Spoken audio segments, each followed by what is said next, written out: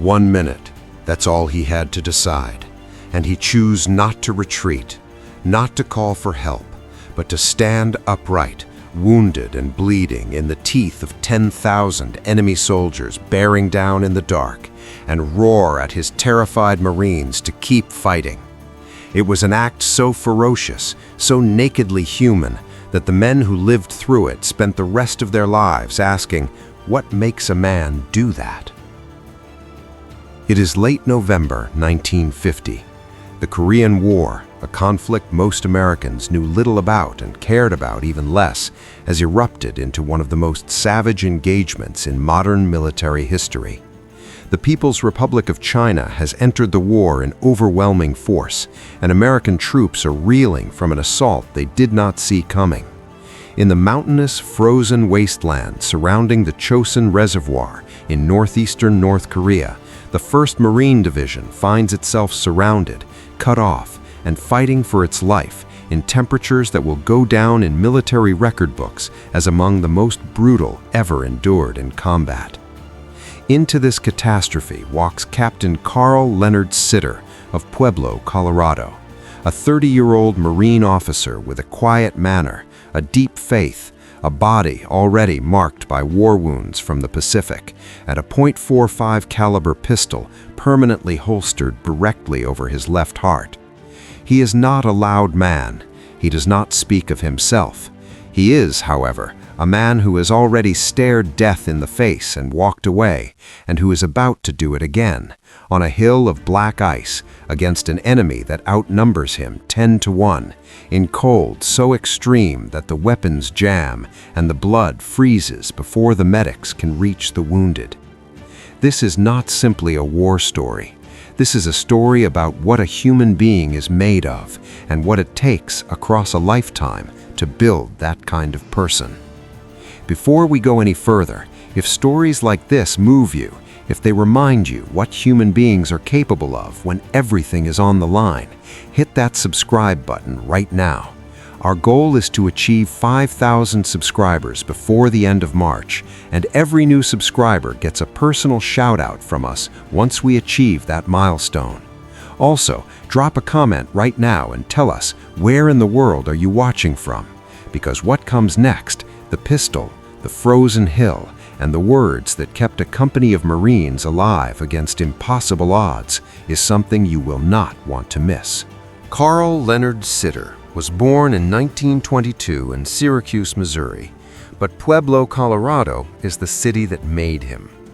His father was a steel worker, a man whose hands were calloused and darkened from a lifetime inside the mill, who came home each night smelling of iron and heat, and who showed his son by example, day after day, that hard work and quiet dignity were not optional extras in a man's character. They were the whole foundation.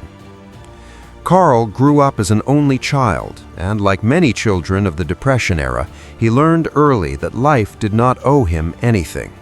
He delivered newspapers for the Pueblo Star-Journal before school. He studied hard. He graduated from Pueblo's Central High School in 1940, following in the footsteps of a school that would one day produce multiple Medal of Honor recipients, a fact so remarkable that the United States Congress would eventually name Pueblo the home of heroes. 4 years before Carl graduated, a classmate named Bill Crawford had walked the same hallways and received the same diploma. Crawford would later receive the Medal of Honor in World War II. Carl had no idea, rolling up newspapers in the Colorado dark, that he would one day stand in that same company. He was tough. Not mean, there is a critical difference, but tough in the way good steel is tough, forged under pressure, resistant to breaking, reliable when the load gets heavy. His grandfather was a Presbyterian minister, and Carl had grown up in the church. But as young men often do, he drifted from faith as he grew older. The lessons hadn't left him, they had simply gone quiet, waiting to be needed again. What called to Carl Sitter loudest in 1940 was the United States Marine Corps. It was, he would say simply years later, the first of my 3 careers. He enlisted not fully knowing what the Corps would demand. He would find out soon enough. By the time World War II came to the Pacific in full force, Carl Sitter was a young lieutenant leading Marines through jungle heat so thick it was like breathing through wet cloth.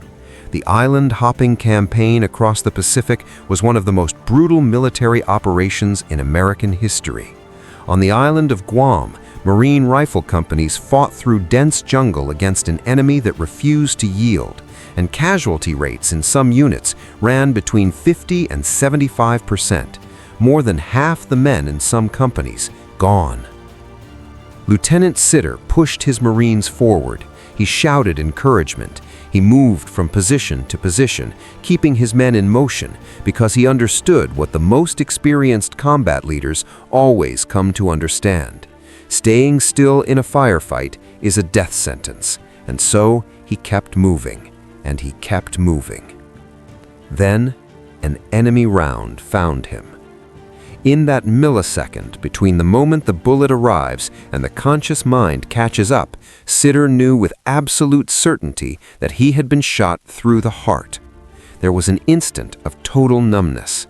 And then, impossibly, he realized he was still breathing, still conscious, still hearing the gunfire around him. His hand went to his chest. He felt the torn, ragged edges of his uniform, warm blood, and cold, shattered steel. Too much steel for a single bullet. The realization arrived slowly. The .45 caliber pistol holstered below his left shoulder had taken the full impact of the enemy round. The pistol was destroyed. Carl Sitter was alive. He surged to his feet with a shout and attacked anew. This time, the rounds that hit him found only the flesh of his shoulder, painful but survivable.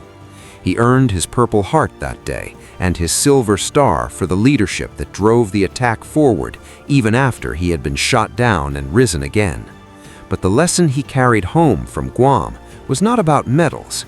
It was about that pistol. He would never forget what it had done, and he would never go into combat again without one holstered directly over his heart. Faith had begun to stir again inside Carl Sitter somewhere in the Pacific. "That's when I started getting close to God," he said years later.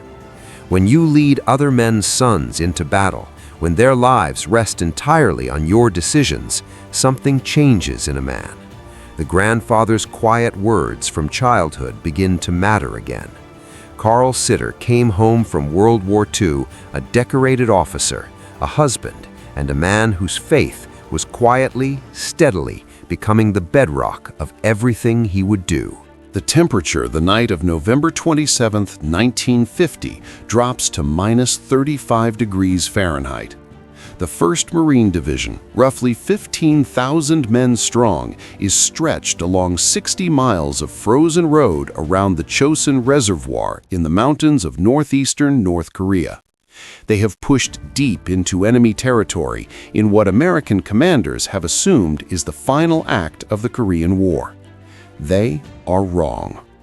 In a single night, approximately 120,000 Chinese communist soldiers pour out of the surrounding mountains and close the trap.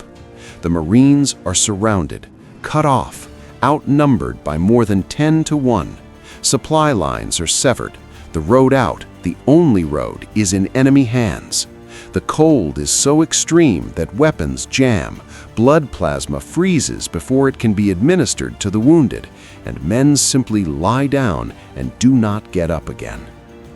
Into this nightmare, Captain Carl Sitter commands Easy Company, 2nd Battalion, 1st Marine Regiment. He wears his .45 caliber pistol holstered over his left shoulder, always, every day, every hour. Not as a symbol, not as a theatrical gesture, as he would later say plainly, as a lesson remembered, as faith made physical. Protect the heart.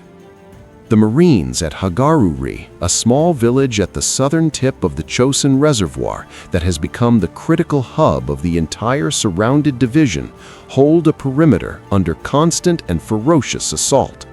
East Hill dominates the town. Whoever controls East Hill controls Hagaru-ri, and whoever controls Hagaru-ri controls the only viable exit route for the surrounded Marines. The Chinese know this. They attack East Hill in relentless waves, masses of infantry advancing through the darkness and the cold, bugles sounding in the frozen air. Captain Sitter and Easy Company are ordered to take and hold East Hill. They attack uphill, in the dark, against fixed Chinese positions, in temperatures that turn the ground to iron and the air to glass. Men stumble on frozen earth, weapons misfire from the cold, fire pours down the slope, and still Captain Sitter drives his Marines forward. He is everywhere at once. When a fire team stalls under heavy incoming fire, Sitter is crouching beside them, assessing, deciding, leading by presence as much as by order. When Marines begin to hesitate at a ridgeline, Sitter is the first man over it.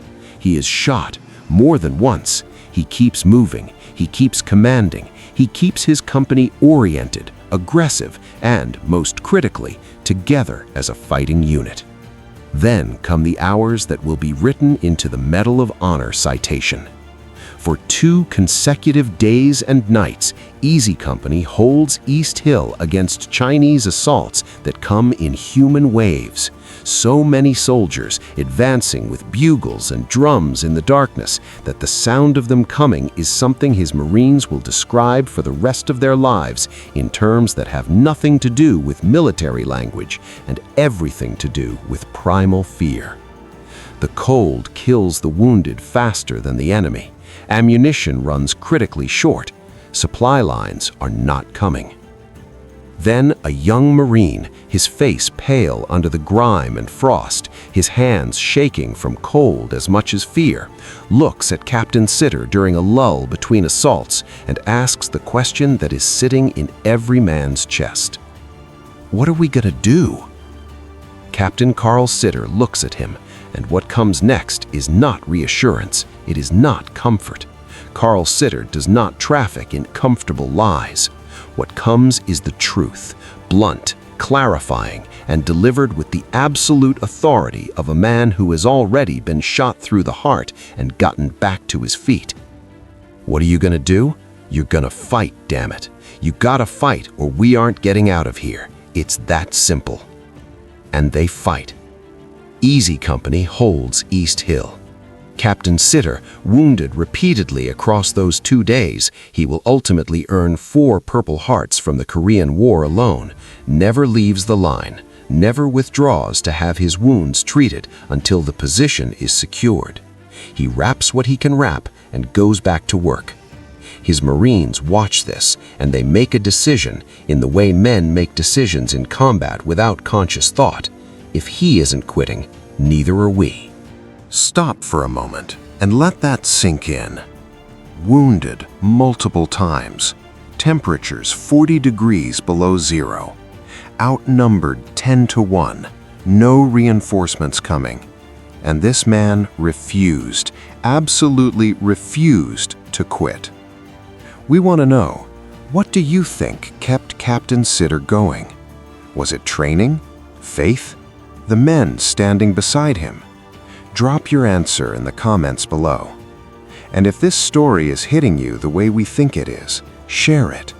Post it to someone who needs to be reminded what one person can do when they decide that giving up is simply not an option. When the Marines at Chosin finally begin their breakout, what follows is one of the most celebrated fighting retreats in military history. 17 miles of frozen road under constant enemy attack in conditions that have killed men simply from exposure. Despite their massive numerical advantage, the Chinese forces cannot stop the Marines from fighting their way to the coast. The 1st Marine Division does not surrender. It does not collapse. It fights out.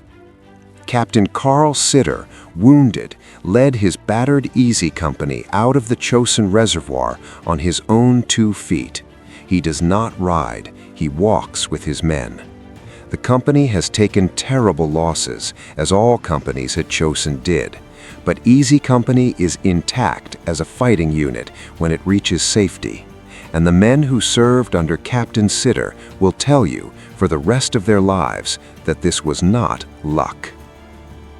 Stephen Olmsted was a young private in Captain Sitter's command during those days on East Hill.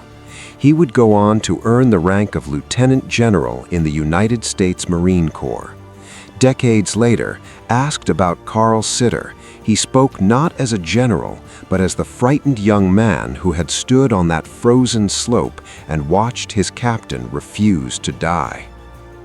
Carl Sitter was just one hell of an inspiration to us at a time when we were really in big trouble. His skills, his leadership, and his inspiration are the reasons that a lot of us are still alive today. On October 29, 1951, President Harry S. Truman presented Captain Carl L. Sitter with the Medal of Honor. The citation recognized those 2 days of fighting on East Hill, 2 days that represented only a fraction of the full week of hell that Captain Sitter and his company had survived. He wore 4 Purple Hearts, the Silver Star from Guam, and a chest full of commendations from 2 wars across 2 decades. And he wore, always, that .45 pistol holstered over his heart. Carl Sitter served more than 30 years in the United States Marine Corps before retiring as a colonel in 1985. He was 63 years old. Most men at that point would have sat down. Carl Sitter began his second career in the Virginia Department of Social Services, working to help people who had fallen through the cracks of society. The man who had spent decades leading young Americans into battle spent his next chapter fighting for the most vulnerable citizens in his community. It was, in its way, the same work: protect the people who cannot protect themselves. But something deeper was still calling him. Those lessons from his grandfather's pulpit, the ones that had gone quiet in his youth and come roaring back on the blood-soaked islands of the Pacific, had never fully left. In 1998, at the age of 75, Colonel Carl L. Sitter, Medal of Honor recipient, retired Marine officer, enrolled in college to study for the ministry. He was 77 years old when he graduated. A visitor to Watts Chapel at Union Theological Seminary in Richmond, Virginia, during the Christmas season of 1999 might have noticed an older man sitting quietly in a wooden pew, slightly stooped with age, face deeply lined with a lifetime of experience, holding a worn Bible close to his chest, his lips moving in quiet prayer. A man with the bearing of a kindly grandfather rather than anything resembling a warrior. One might not have looked twice. And then the eyes might have fallen to the small pin on his lapel, a blue, 6-sided cloth pin bearing the likeness of several small stars, the Medal of Honor. This same man, when the White House called to invite him to dinner with the President of the United States, showed up at his local church, sheepishly, his pastor would recall with a smile, to ask whether someone could cover his Tuesday night Bible class. He mentioned the White House as almost an afterthought. His pastor, the Reverend Bert Brooks, gave his blessing without hesitation and noted afterward, he said it in such a humble way, not a presumptuous one. Carl Sitter never willingly missed a personal commitment, but with permission granted, he made an exception for the president. When asked in his later years about war, the thing he had done brilliantly, the thing that had defined the first great chapter of his life, Carl Sitter spoke with the measured realism of a man who has seen what war truly costs. War doesn't accomplish what it sets out to do. What it does is destroy people on both sides, and it takes many years to get back what we destroyed. We don't really win anything by war. I'm a realist. I have a view of war as a last resort. I guess that's why I'm going back to school, to learn more about the Lord and use that knowledge to help all people. God says we're to love everybody. People who came to know Carl Sitter often found themselves asking the same quiet question: what kind of change had taken place in this man to transform the fierce captain of the frozen Korean hillside to the gentle minister on a wooden pew in Richmond? The answer, as one came to understand Carl Sitter, was that there had been no shift at all. In both roles, he was the same man, doing what the moment demanded, driven by the same engine: love for the people in his care and strength drawn from a source greater than himself. The warrior and the minister were never two different people. They were always one. Carl Sitter himself identified the two foundational lessons that shaped everything he did across 3 careers and a long life. The first, the need for strength from someone greater than yourself, a lesson learned at his grandfather's knee, quietly set aside in his youth and reclaimed in fire and blood on the islands of the Pacific. The second, the importance of protecting the heart. He had learned to protect the physical heart with a .45 caliber pistol holstered over his chest. He had learned to protect the spiritual heart through faith tested in combat. And he spent the final decades of his life teaching both lessons, not with ceremony or gravitas or the weight of his medals in every word, but quietly, in Bible study groups and seminary classrooms and the pews of small churches, sitting next to ordinary people and treating them exactly the same way he had treated the young privates of Easy Company on the frozen slopes of East Hill. Like they mattered, like they were worth protecting, like that was the only thing that had ever really mattered. There is something the great warriors of history share, and it is not what popular culture tends to celebrate. It is not aggression. It is not the capacity for violence. It is, at its core, a particular kind of love, the kind that looks at the man beside you when he is terrified and freezing and certain that morning will not come, and tells him the hardest, truest, most necessary thing: you are going to fight, because I will not let you die here, not on my watch, not while there is breath in my body. That is the love that built the Marine Corps, and Carl Leonard Sitter carried it in both hands for every single day of his remarkable life. Pueblo, Colorado, the city Congress named the home of heroes. Carl Sitter never thought much about being a hero. He was simply a man who showed up for his Marines, for his community, for God, for anyone who needed him, and did what the moment demanded, every single time, without exception. That, in the end, is all heroism has ever been. Thank you for staying until the very end of Carl Sitter's story. Stories like this one are exactly why this channel exists, because these men and women, the ones who carried nations on their backs and never once asked for applause, deserve to be remembered. Not in dusty archives, not in forgotten footnotes, here, by you. If this story moved you, share it. Send it to a friend, a family member, a young person who needs to know what one human being can do when they decide that others matter more than themselves. Subscribe for a new story every week. Hit like if Carl Sitter's story will stay with you. And drop your location in the comments. Let us know where in the world these stories of courage are being heard today. Next time, we go deeper into the frozen legend of the Chosin Reservoir, the full